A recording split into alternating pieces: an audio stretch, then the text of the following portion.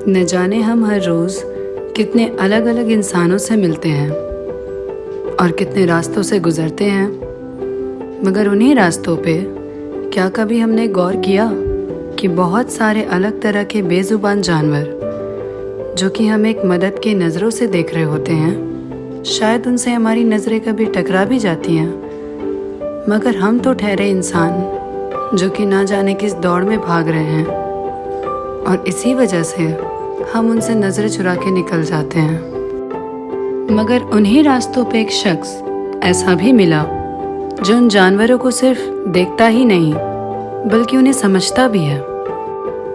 आज मैं आपको इस शख्स से रूबरू करवाना चाहती हूँ जो अपनी डेली लाइफ से थोड़ा वक्त चुरा के इन बेजुबान जानवरों के साथ वक्त बिताते हैं, उन्हें समझते हैं और ख़ास करके उनका दर्द बांटते हैं।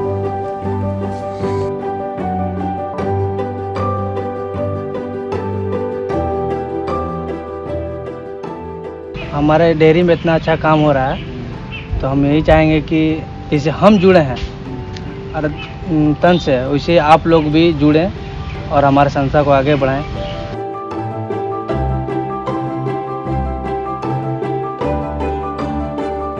जो भी एनिमल हैं उनको हम लोगों ने बचाने का काम शुरू कर दिया। अकेले ही लिख लें शुरू टाइम इस वजह से करता है कि देखिए बेजुबान है, इनका कोई जुबान नहीं है, ये किसी से कह नहीं सकते और जो मिलता है वो खाते हैं पीते हैं और लोग इनके साथ क्रूरता भी करता है। हमने भी देखा है इतने सालों में।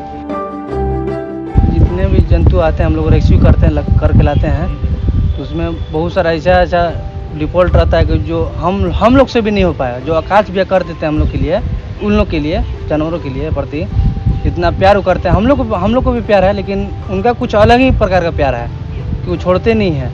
हम लोग कभी कभी थक भी जाते हैं तो सोचते हैं कि नहीं अब भैया आप छोड़ दीजिए, तो नहीं, वो नहीं, उनमें वो बात नहीं है। वो सोचते हैं कि नहीं दम तक, मैंने कि पूरा तक करेंगे।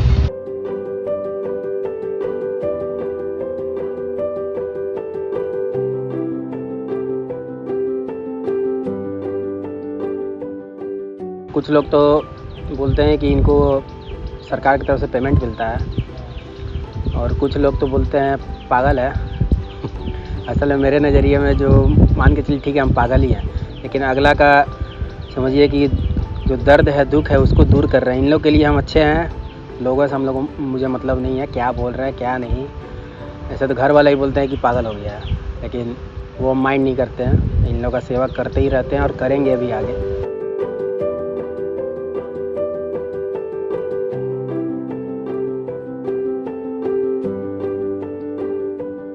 जैसे रोड पर आए दिन लोग एक्सीडेंट से मतलब गाड़ी चलाते, इतना रफ गाड़ी चलाते हैं, कुचल के चले जाते हैं। 2 दिन पहले का केस बता रहे हैं, 2 गौवंश थे, मतलब सांड थे 2।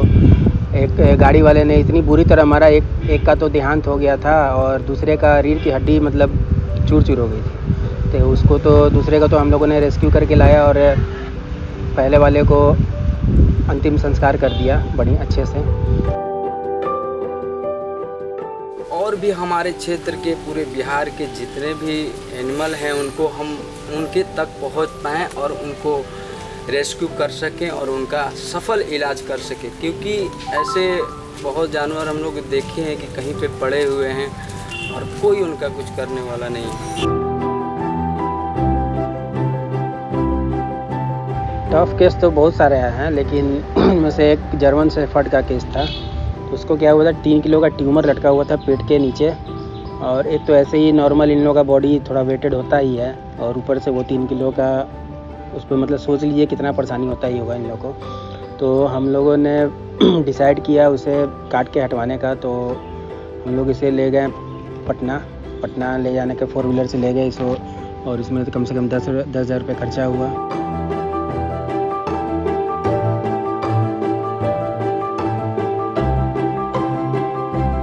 जो तन से नहीं जुड़ा धन है तो धन लगाएं थोड़ा सा, कैसे कि फंडिंग में हमारे ग्रुप में कम होता है और सब फंडिंग के थ्रू हमारा इतना काम बढ़ता है। तो हम चाहेंगे कि ज़्यादा से ज़्यादा थोड़ा सा इसके प्रति जागरूक हो लोग कि जैसे हम इलाज कर रहे हैं आज, तो या खाना दे रहे हैं या खिला रहे हैं, तो वैसे भी और लोग आके बढ़ चढ़ के हिस्सा लें, कम से कम कुछ सहयोग करें। हम लोग को बहुत सारा केस आता है, 100 में से 70 केस जो हैं वो तो हिम्मत हारने वाली चीज़ रहती है कि वो सफल नहीं हो पाते हैं, लेकिन 30% जो हम लोग पॉजिटिव वे में लेते हैं। पॉजिटिव वे में लेने के उपरांत ही हम लोग इन लोगों का सेवा कर रहे हैं। 30% हाँ 30% जो हम लोग को पॉजिटिव मिलता है ना, उसी से मोटिवेशन हम लोग को मिलता है कि हाँ कम से कम 100 में से 30 तो सफल हो रहा है।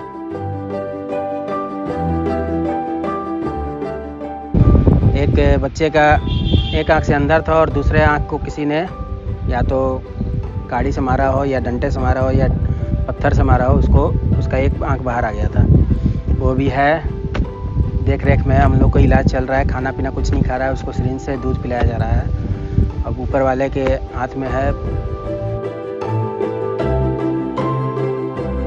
रेस्क्यू के बाद फंडिंग का जो बात आता है, फाइनेंशियल का जो बात आता है, पहला चीज़ तो रेस्क्यू हम लोग कर लिया और सबसे बड़ा चीज़ है फंडिंग का। और क्योंकि इन लोग का इलाज करना है, किसी में बहुत ज़्यादा खर्चा होता है इलाज करने में, किसी का कुछ है किसी का कुछ है, मतलब इलाज करने में पैसे का ज़रूरत पड़ता ही है। और समझिए इन लोगों का खाना पीना जो है, रोज़ का खर्चा कम से कम 1000 रुपये मान के चलिए। 1000 रुपये तो खाना मान के चलिए, 20 कुत्ते हैं, उनका खाना पीना, रोज़ का ट्रीटमेंट है। कभी कोई केस आ जा रहा है, कभी कुछ केस आ जा रहा है, कभी 2-3 केस एक ही दिन में आ जाता है। तो उस चीज़ को भी लेकर फंडिंग के लिए लोगों से बहुत रिक्वेस्ट है।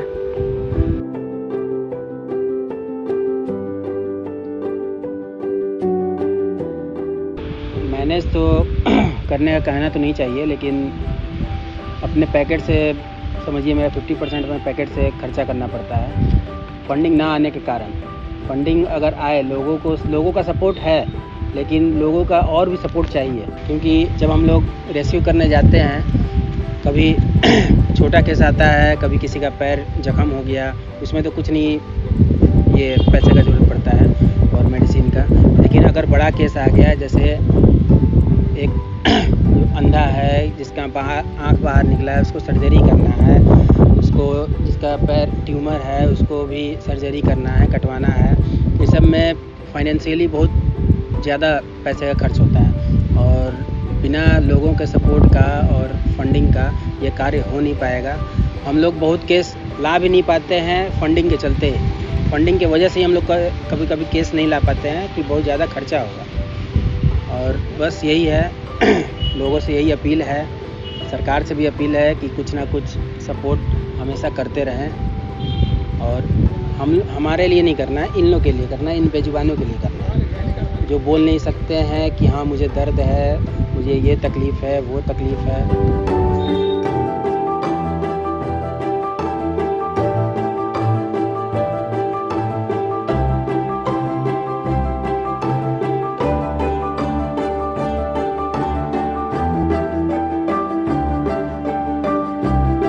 यहाँ जो भैया कर रहे हैं, आकाश भैया, वो तो करेंगे ही, हमेशा करेंगे, जितना दिन तक उनसे हो पाया और जितना जान तक उनसे हो पाएगा वो करेंगे। लेकिन हम लोगों का ये कर्तव्य बनता है कि आके यहाँ पर थोड़ा सा भी सहयोग करें। आप यहाँ पे शेल्टर बना सकते हैं, यहाँ डोनेशन दे सकते हैं।